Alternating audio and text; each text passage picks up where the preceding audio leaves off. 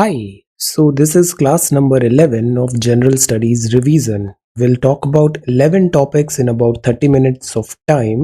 Topics होंगे जो polity है इसके quick facts, Indian council act of 1909, air quality index, bio accumulation और बायो मैग्निफिकेशन में डिफरेंस, ज्योग्राफी क्या होता है, डिफरेंट टाइप्स ऑफ ज्योग्राफी, पंचामृत पढ़ेंगे जो प्राइम मिनिस्टर साहब ने कॉप 26 में बताया था, अनएम्प्लॉयमेंट के कौन से टाइप्स होते हैं। Then we will talk about factors responsible for people's resistance, ये मॉडर्न हिस्ट्री है। मॉडर्न हिस्ट्री के बाद हम पढ़ेंगे अग्नि पी प्राइम मिसाइल के बाद न्यूक्लियर ट्रायड और हिंदी दिवस आजादी का अमृत महोत्सव। सो ये सारे टॉपिक्स हम क्विकली देखते हैं in about 30 minutes of time. A person arrested has to be produced before the magistrate within 24 hours. 24 घंटे के अंदर हिरासत में लेने के बाद मजिस्ट्रेट के सामने उसको प्रेजेंट करना पड़ता है। इस 24 आवर्स में ट्रेवल टाइम काउंट नहीं है। No person who is arrested shall be detained in custody without being inform, मतलब अरेस्ट हुआ है तो उसको बताना पड़ेगा on the grounds of for such arrest.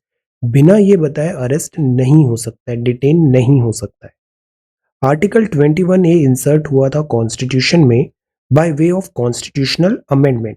ये अमेंडमेंट था 86 किस साल में हुआ था ये आप बताइए। आर्टिकल 21A, जहां पर भी ये ऐसे लेटर्स है ना ए डबल ए, इसका मतलब वो अमेंडमेंट के थ्रू आया है।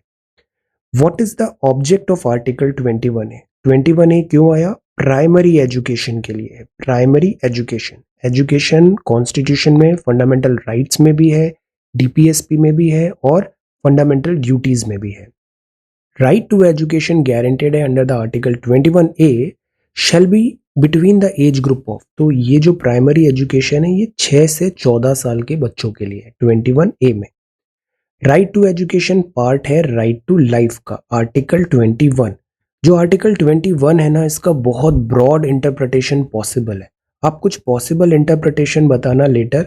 राइट टू दिस लाइफ का, राइट टू लाइफ का एक ब्रॉड इंटरप्रिटेशन पॉसिबल है, तो राइट टू लाइफ के और क्या इंटरप्रिटेशन है ट्राई इसको बाद में आप बताना। Right to life. Right to establish educational institution under Article 30 is applicable to linguistic minority। भाषा 29-30 है ना, कल्चर एंड लिंग्विस्टिक, तो उसमें लिंग्विस्टिक माइनॉरिटी के हिसाब से एजुकेशन इंस्टीट्यूशन बन सकते हैं आर्टिकल 30। फ्रीडम ऑफ प्रेस की हम रोज बात करते हैं न्यूज़पेपर में, तो ये है freedom of speech and expression के अंदर इनहेरेंट है। Freedom of speech and expression, ये कौन सा आर्टिकल है? Tell article number. A citizen of India may be debarred from the right to vote on the ground of, तो right to vote all दो constitutional right है but कुछ cases में उधर डिबार हो सकता है। अगर पर्सन अनसाउंड ऑफ माइंड है, crime, corrupt, illegal practice and non resident, तो that is why at times ये भी डिबेट होता है कि एक्चुअली कॉन्स्टिट्यूशन में एडल्ट सफरेज बस दे दिया आर्टिकल 326 में, बट ये चीज आरपीए 1950-51 में एलैबोरेट वे में है। तो ये डिबेट भी होता है कि क्या राइट टू वोट फिर लीगल राइट हो जाएगा, but according to UPSC right to vote is a constitutional right. Freedom guaranteed under the article 19 are suspended during emergency on the ground of. Article 19 की जो फ्रीडम है war और external aggression के time पर ही suspend होती है, internal में नहीं। आर्टिकल 19 की जो फ्रीडम है ये सस्पेंड होती है during emergency on the ground of war और एक्सटर्नल एग्रेशन। आर्टिकल 25 में फ्रीडम ऑफ रिलीजन है but it is subject to public order, morality and health. Public order, morality and health. Let us revise. Public morality and health के according article 25 freedom of religion में restrictions हैं। War और external aggression में article 19 suspend हो जाता है। Unsound है mind, corrupt, illegal practice, non resident है तो राइट टू वोट कैंसिल हो जाएगा। Freedom of speech and expression है फ्रीडम ऑफ प्रेस में। Linguistic minority article 30 education institutions आ सकते हैं। राइट टू लाइफ में राइट टू एजुकेशन है। 6 to 14 आर्टिकल 21A में है एजुकेशन, प्राइमरी एजुकेशन 86 CAA। और किसी पर्सन को अरेस्ट करते हैं तो 24 आवर्स के अंदर मजिस्ट्रेट के पास प्रेजेंट करना है और उसको ये भी बताना है on the ground for such arrest. So ये क्विक फैक्ट्स हैं पॉलिटी के। आज हम देखते हैं इंडियन काउंसिल एक्ट ऑफ 1909। पिछले क्लास में हमने 1892 देखा था, अब 1909 पढ़ते हैं। तो ये जो एक्ट है ना, इसको बोला जाता है Morley Minto reform. Lord Morley जो थे वो सेक्रेटरी ऑफ स्टेट थे, ब्रिटिश कैबिनेट के मेंबर, और लॉर्ड मिंटो थे वो वाइस रॉय ऑफ इंडिया थे। तो Morley Minto reform, secretary of state बड़ा पोस्ट है, secretary of state and Minto, तो Morley Minto reform, Lord Morley and Lord Minto, 1909। ये जो रिफॉर्म था, इसमें क्या हुआ? अब हमने देखा पिछले कुछ टाइम से लेजिस्लेटिव काउंसिल की साइज बढ़ रही है, सेंटर में भी और प्रोविंसेस में भी, स्टेट में भी। अब मेंबर जो सेंट्रल लेजिस्लेटिव काउंसिल में होंगे वो बढ़ा के 16 से 60 हो गए। प्रोविंशियल काउंसिल में यूनिफॉर्म नहीं था, बट नंबर यूजुअली अब सब जगह बढ़ेंगे, रिप्रेजेंटेशन ज्यादा आ रहे हैं। Official majority central legislative council में रहेगी, बट जो राज्य हैं वहां पे अब नॉन ऑफिशियल मेजोरिटी अलाउ होगा, ज्यादा इंडियन का रिप्रेजेंटेशन बढ़ने लग गया है। एनलार्ज हो गए फंक्शन, जैसे शुरू में केवल डिस्कशन था, फिर डिबेट था, फिर क्वेश्चंस पूछना चालू हुआ, तो फंक्शंस बढ़ेंगे लेजिस्लेटिव काउंसिल के। जैसे members were allowed to ask supplementary question, पहले सवाल पूछते थे, अब सवाल पे भी सवाल आ रहे हैं, सप्लीमेंट्री क्वेश्चन। रिजोल्यूशन बजट भी डिस्कशन होता था, अब उस पर रिजोल्यूशन भी आ पाएगा। तो मतलब फंक्शन बढ़ते जाएंगे लेजिस्लेटिव काउंसिल के। पहली बार एसोसिएशन ऑफ इंडियन हुआ एग्जीक्यूटिव काउंसिल में। देखो, लेजिस्लेटिव मतलब होता है कानून बनाना, तो शुरू में तो केवल कानून बनाने में इंडियंस को इन्वॉल्व किया। अब उस कानून के इम्प्लीमेंटेशन पे भी इंडियंस को इन्वॉल्व करना चालू कर दिया, executive council. Satyendra Prasad Sinha ji, SP Sinha ji first Indian थे जिन्होंने vice Roy executive council join किया। ये लॉ मेंबर बने थे यहाँ पे, तो नाम याद रखना है, Satyendra Prasad Sinha ji. System of communal representation होगा for Muslims bye accepting the concept of separate electorate. तो इसीलिए जो 1909 है, आज तक हम जिस समस्या से जूझ रहे हैं, दिस कम्युनलिज्म, उसका जो रूट कॉज है वो ये 1909 का एक्ट है। यहाँ सेपरेट इलेक्टोरेट आया। अब इसमें यह हुआ कि Muslim members were to be elected only by Muslim voters. तो ब्रिटिश की तो पॉलिसी होती थी डिवाइड करो और रूल करो। बंगाल भी किस लिए डिवाइड किया? डिवाइड करो, रूल करो। तो लीगलाइज कर दिया इन्होंने कम्युनलिज्म, और इसके हम आने वाले टाइम पर बहुत सीवियर इसके कॉजेज होंगे, रिपरकशन होंगे और देश का विभाजन होगा। Lord Minto came to be known as the father of communal electorate. It also provided separate representation, presidency, corporation को, कॉमर्स को, यूनिवर्सिटी, चैम्बर। तो इन्होंने देख लिया था इंडियंस को तोड़ो, डिवाइड करो इन्हें, तो इनको रूल करना इजी हो जाएगा। तो उन्होंने रिलीजन की लाइन पर, क्लास की लाइन पर, एरिया की लाइन पर, इस तरीके से इंडिया में फिशर्स डालना चालू कर दिए उन्होंने। तो क्या 6 बातें हैं यहाँ पे? मॉर्ले मिंटो रिफॉर्म है, secretary of state and vice Roy, legislative council का साइज बढ़ा, प्रोविंशियल में नॉन ऑफिशियल मेजोरिटी आई, मेंबर्स अब सप्लीमेंट्री क्वेश्चंस, रिजोल्यूशंस बजट पे ला सकते हैं, इंडियंस एग्जीक्यूटिव काउंसिल में इंक्लूड हुए, सत्येंद्र प्रसाद सिन्हा जी फर्स्ट हैं जिन्होंने vice Roy executive council join किया, सेपरेट इलेक्टोरेट आया, कम्युनल रिप्रेजेंटेशन, तो उन्होंने लीगलाइज कर दिया कम्युनलिज्म को, और सेपरेट रिप्रेजेंटेशन जमींदार वगैरह को भी मिलने लग गया। ये 6 बातें हैं 1909 का। अब बात करते हैं एनएक्यू। एनएक्यू होता है, दिल्ली में ठंड आते ही national air quality index news में आ जाता है कि दिल्ली की जो पॉल्यूशन है वो बहुत ज्यादा हो गया है, एयर डिटीरियोरेट हो गई है।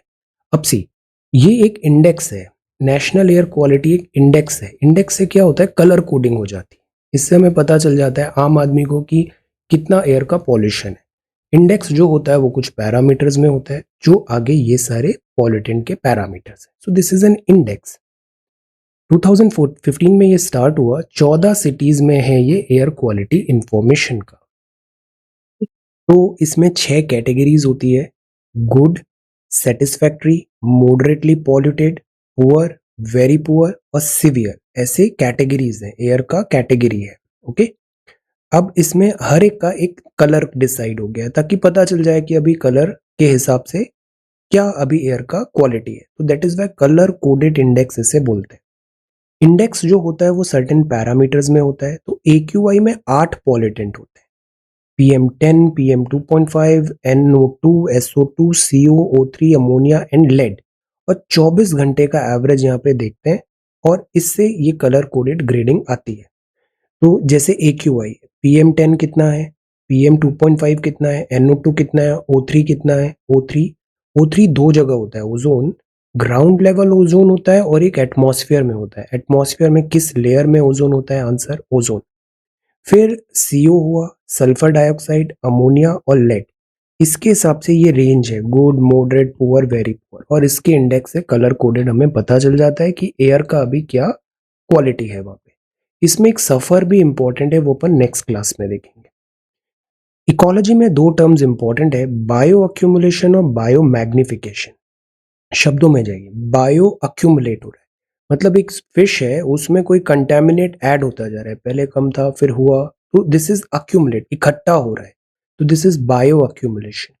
मैग्नीफाई होना मतलब छोटे से बड़ा होना, तो एक ट्रॉफिक लेवल था, दूसरे में हुआ, तीसरे में गया, चौथे में गया, तो कंटेमिनेशन तो बढ़ रहा है, बट इसमें विद इन द स्पीशीज था और इसमें डिफरेंट स्पीशीज ट्रॉफिक लेवल पे नेक्स्ट नेक्स्ट नेक्स्ट ऐसे चल रहा है, तो ये मैग्नीफाई हो रहा है और इधर जस्ट अक्यूमुलेट हो रहा है, this is the difference. Okay, अब इसको अपन वन बाय वन देखते हैं। सी, बायो अक्यूमुलेशन का क्या मतलब है? ग्रेजुअल अक्यूमुलेशन ऑफ सब्सटेंसेस, जैसे कि पेस्टिसाइड हुआ, दूसरे केमिकल हुए किसी एक लिविंग ऑर्गेनिज्म। देखो यहाँ एक ही फिश है जिसमें पेस्टिसाइड इकट्ठा होता जा रहा है, ये प्रोसेस है building up of toxic chemical in the body of living organism. ये अपटेक ऑफ टॉक्सिक केमिकल के कारण हो सकता है, जो स्किन या इंजेक्शन खाने के कारण हुआ, तो इससे क्रोनिक पॉइजनिंग भी होती है, कॉन्सेंट्रेशन होता है टॉक्सिक कंपाउंड का सराउंडिंग एनवायरनमेंट में अगर ज्यादा नहीं है, तो ये होता है अक्यूमुलेशन। एक ही स्पीशीज है जिसमें टॉक्सिक कंपोनेंट ऐड होता जा रहा है, तो दैट इज अक्यूमुलेशन। मैग्निफिकेशन क्या होता है? Concentration of toxic chemical in the tissues of tolerant organism successively higher level in food chain. Toxic chemical बढ़ते जा रहे हैं, फूड चेन में ऊपर बढ़ता जा रहा है, one species to next, small amount में लोअर स्पीशीज में, और ग्रेजुअली वो अप होता जा रहा है हायर लेवल पे। तो हायर जो स्पीशीज होगी फूड चेन में, उसमें उतना ही टॉक्सिसिटी बढ़ जाएगा। इसीलिए एज अ ह्यूमन बीइंग हम बड़े स्कैर्ड होते हैं। हम यूजुअली टॉप हैं, एपेक्स में हैं अपन फूड चेन में, तो अगर नीचे से टॉक्सिक केमिकल्स आ रहे हैं तो वो हमारी बॉडी में आते आते बहुत बायो मैग्नीफाई हो जाएंगे।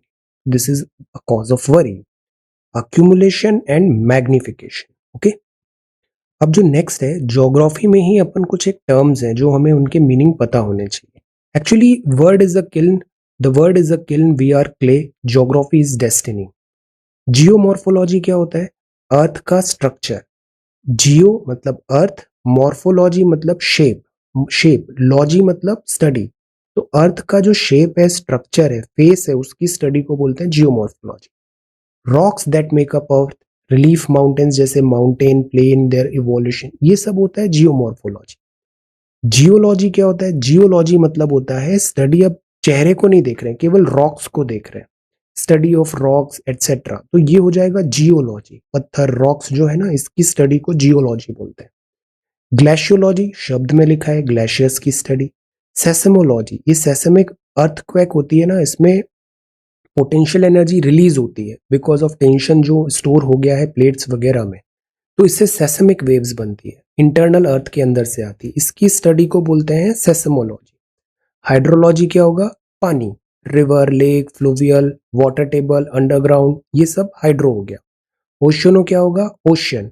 क्लाइमेटोलॉजी क्या होगा? Climate, wind, rainfall, run off, run off. Pedo का मतलब होता है सॉइल, तो पेडोलॉजी क्या होता है? सॉइल। कॉम्प्लेक्स फिजिकल केमिकल जो रॉक होता है, इसका सॉइल का स्ट्रक्चर प्रोफाइल भी डिटेल में हमें पढ़ना है, इसको अपन आने वाली क्लासेस में देखेंगे। बायोजियोग्राफी में क्या होता है? Living, flora and fauna, bio, biogeography हो गया। पेलियोग्राफी में क्या होता है? पेलियो मतलब होता है पुराना, जियोलॉजिकल एजेस में जो टाइमलाइन देखते हैं अपन, पहले ऐसा होता था, लैंड, सी, तो ये हो गया पेलियोग्राफी। सिमिलरली ह्यूमन ज्योग्राफी में देखें तो एक होती है इकोनॉमिक ज्योग्राफी, इसमें ह्यूमन की इकोनॉमिक एस्पेक्ट देखते हैं, जैसे कोल्स है, मिनरल्स है, अभी रशिया में से ऑयल चल रहा है, तो it is a kind of economic geography.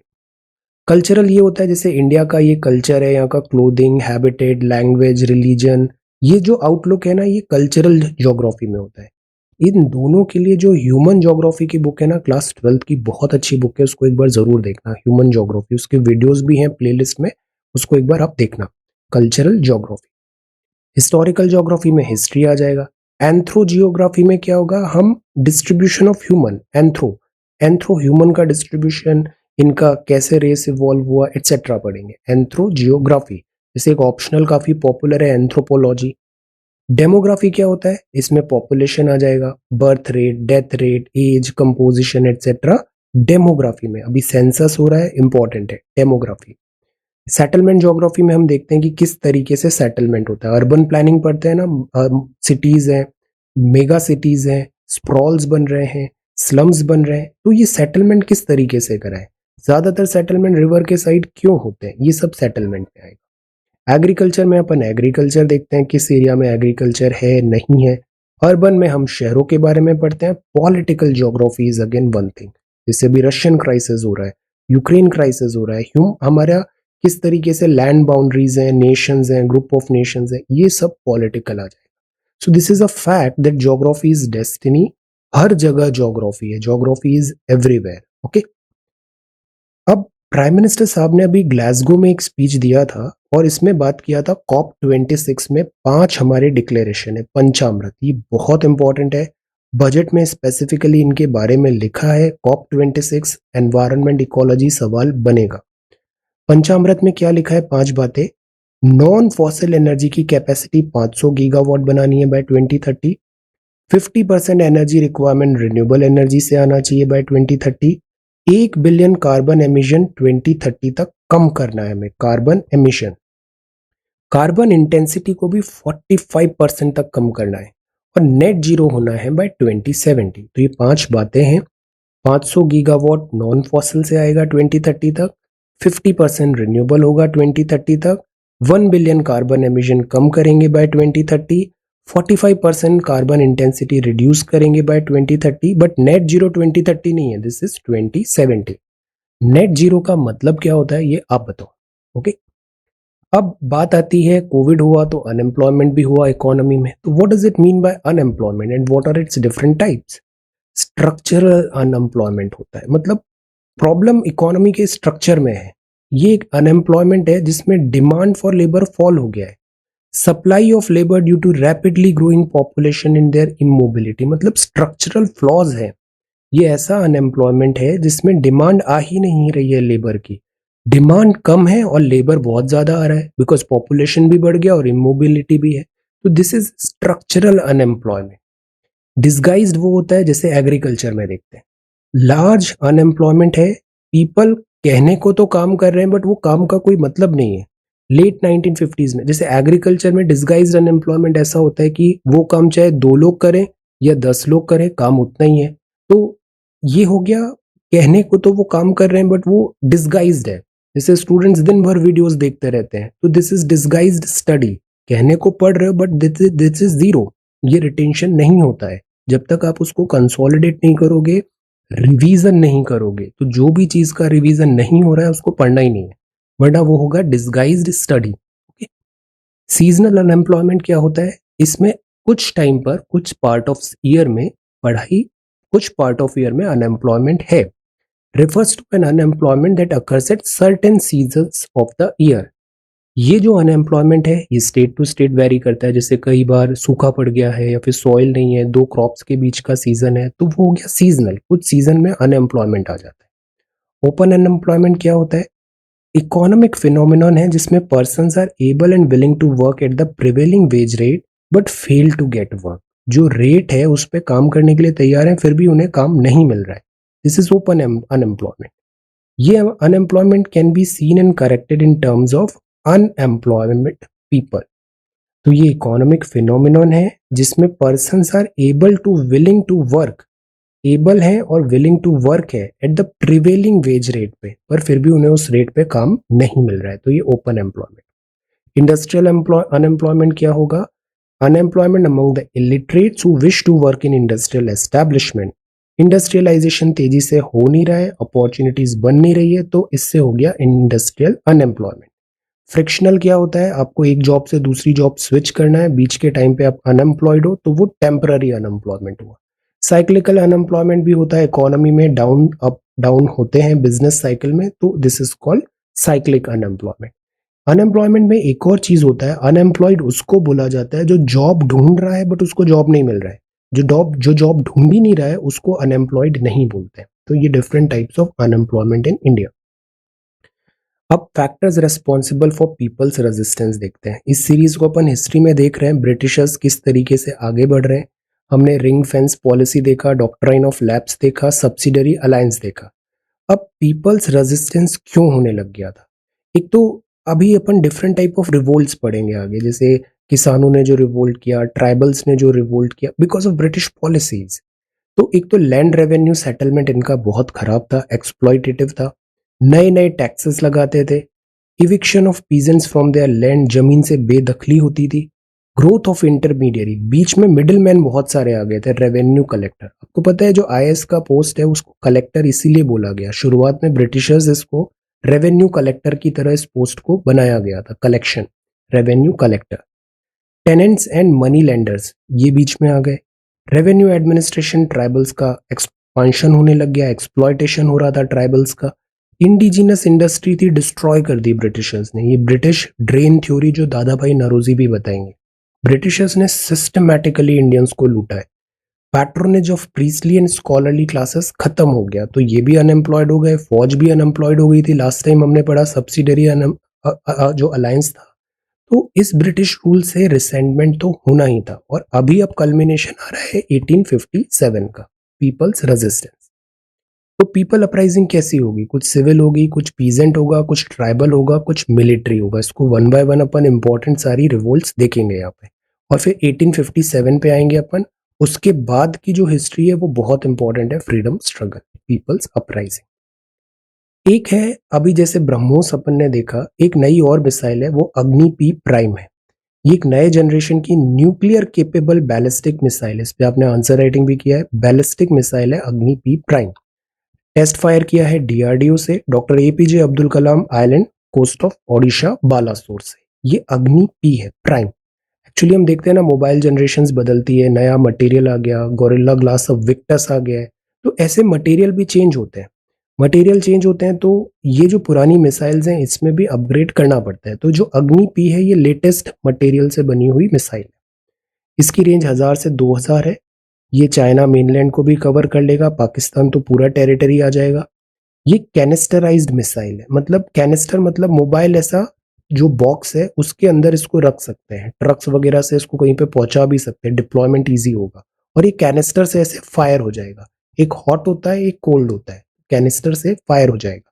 Transportation easy है, शॉर्ट नोटिस पे अपन मिसाइल फायर कर सकते हैं। ये पृथ्वी अग्नि 1 अग्नि 2 मिसाइल जो है काफी पुराना हो गया है, 2 डेकेड्स ऑब्सोलीट हो गई है, टेक्नोलॉजी इसको रिप्लेस करेगी। ये 2 स्टेज सॉलिड प्रोपोलेंट मिसाइल होगी। बोथ स्टेज में कॉम्पोजिट रॉकेट मोटर्स है, इलेक्ट्रोमैकेनिकल एक्चुएटर्स भी है। ये ओरिजिनेट हुआ है programme integrated guided missile development programme, जो अब्दुल कलाम साहब हैं, इनकी एक बुक पढ़ना आप, अग्नि की उड़ान, बहुत अच्छी बुक है। Programme launched by the then DRDO chief doctor APJ Abdul Kalam in the early 1980s। Actually Abdul Kalam साहब को मिसाइल मैन ऑफ इंडिया क्यों बोलते हैं? Because of this IGMDP. ये कंसीव किया था डॉक्टर एपीजे अब्दुल कलाम ने, और इसका प्राइमरी पर्पस था इंडिया को सेल्फ सफिशिएंसी लाना मिसाइल टेक्नोलॉजी में। आज हम इतने कॉन्फिडेंटली क्यों रहते हैं? अभी हमारी ब्रह्मोस 124 किलोमीटर पाकिस्तान चली गई, बिकॉज मिसाइल टेक्नोलॉजी में हमने इतनी प्रोग्रेस अक्वायर कर ली है। All credit goes to doctor APJ Abdul Kalam. तो इसमें 5 मिसाइल है। पृथ्वी है, ये short range surface to surface ballistic missile है। अग्नि है, ये भी क्या है? बैलिस्टिक मिसाइल है। अग्नि 1 2 3 4 5 रेंज है। अग्नि इंटरकॉन्टिनेंटल बैलिस्टिक मिसाइल बोल सकते हैं। इसका एक्चुअल रेंज कोई भी कंट्री बताता नहीं है, हम भी नहीं बताते, जो बताते हैं उससे कहीं ज्यादा भी हो सकती है इसकी एक्चुअल रेंज। एक त्रिशूल है, ये शॉर्ट लेवल की सरफेस टू एयर मिसाइल है। नाग है, ये एंटी टैंक मिसाइल है। आकाश जो है ये medium range surface to air missile है। ये सारी बैलिस्टिक मिसाइल है, बैलिस्टिक मिसाइल। ब्रह्मोस कौन सी मिसाइल है? टेल। धनुष कौन सी मिसाइल है? टेल। तो ये सारी हैं बैलिस्टिक, पृथ्वी, अग्नि, त्रिशूल, नाग और आकाश। ओके, सो ये है integrated guided missile development programme. और अभी नई मिसाइल आई है अग्नि पी। अब एक और टर्म आता है वो है न्यूक्लियर ट्रायड। मतलब हम जैसे ब्रह्मोस अभी हुआ, ब्रह्मोस फायर किया, बट इसमें वॉर हेड नहीं था। तो द पॉइंट इज, अगर न्यूक्लियर वॉर हेड अपन हर जगह से फायर कर सकते हैं तो वो हो जाता है न्यूक्लियर ट्रायड, लैंड सी वाटर, लैंड सी एयर। सो न्यूक्लियर ट्रायड जो है ये 3 साइडेड मिलिट्री फोर्स स्ट्रक्चर होता है। हम लैंड से लॉन्च कर सकते हैं न्यूक्लियर मिसाइल, सबमरीन से और एयरक्राफ्ट से भी, जैसे राफेल, ब्रह्मोस वहां से लॉन्च हो सकता है। सो दिस इज न्यूक्लियर ट्रायड। हम एयरप्लेन से भी कर सकते हैं, सबमरीन से भी कर सकते हैं और बाय लैंड तो होता ही है। डीआरडीओ ने 2020 में 3,500 किलोमीटर का सबमरीन से लॉन्च किया ballistic missile K4 Visakhapatnam coast से। सो दिस कंफर्म कि हम न्यूक्लियर अब वॉरहेड तीनों वे से हम डिलीवर कर सकते हैं। अरिहंत जो है हमारी वो indigenous ballistic missile nuclear submarine है। अरिहंत न्यूक्लियर सबमरीन है, इसमें भी कैपेबिलिटी है। ब्रह्मोस के अलावा ब्रह्मोस भी न्यूक्लियर डिलीवर कर सकती है। BrahMos, Rafale and this again good plane के थ्रू भी हो सकता है। सुखोई है 30 MKI में ब्रह्मोस को इंटीग्रेट किया गया है। तो ये बात है। अरिहंत है हमारे पास, K-15 भी है, मिसाइल है, तो इसको बोलते हैं न्यूक्लियर ट्रायड। ऑल्दो हमारी पॉलिसी रही है no first use policy, but this is that. अब बात करें हिंदी दिवस का। हिंदी बहुत इंपॉर्टेंट है, ये पूरी सीरीज इंपॉर्टेंट है, इसका सेलेक्टिव रीडिंग अपन कर रहे हैं, अमृत महोत्सव सीरीज। तो हिंदी दिवस क्यों मनाया जाता है? हिंदी साहित्य सम्मेलन 1918 में महात्मा गांधी जी ने रिकमेंड किया था हिंदी भी made the official language of the nation. तो 14 सितंबर 1949 में कॉन्स्टिट्यूएंट असेंबली ने अडॉप्ट किया हिंदी और Devanagari script as official language of India. Hindi and Devanagari script. 14 सितंबर सेलिब्रेट किया Hindi Diwas, national Hindi day, to commemorate this event, promote the Hindi language. 10th January is celebrated at world Hindi day everywhere. तो दो याद रखना है। अगर अपन इंडिया में देखें तो 14 सितंबर अपन नेशनल हिंदी डे मनाते हैं, 14 सितंबर नेशनल हिंदी डे है। बट 10 जनवरी है वर्ल्ड हिंदी डे। एक और टर्म है गांधी जी से एसोसिएटेड, वो है प्रवासी दिवस। ये क्यों मनाते हैं? टेल प्रवासी दिवस। तो ये 10th जनवरी वर्ल्ड हिंदी डे है। हिंदी दिवस मनाते हैं 14 सितंबर, 10 जनवरी है world Hindi day. Okay. So आज हमने पढ़ा हिंदी दिवस के बारे में, nuclear triad, Agni P missile and this integrated guided missile development programme. Then resistance क्यों हुआ ब्रिटिश का, टाइप्स ऑफ अनएम्प्लॉयमेंट, पंचामृति, 5 चीजें बहुत इंपॉर्टेंट है। Then different forms of geography, types of geography, accumulation and magnification, air quality 1909 और polity के facts. So thank you so much for watching this video. Take care, study well and be safe.